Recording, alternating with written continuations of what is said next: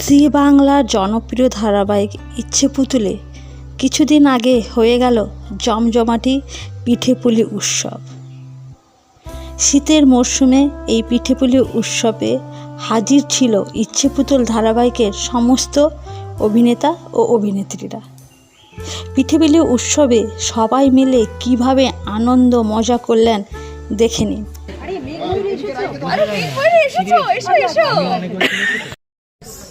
Very close. যেমন দয়ার ছবি দিচ্ছ। Wow. বাবা এটা নিয়ে আবার নিউজ হয়ে যাবে।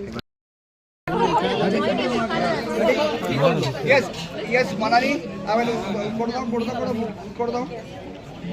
এই দেখো।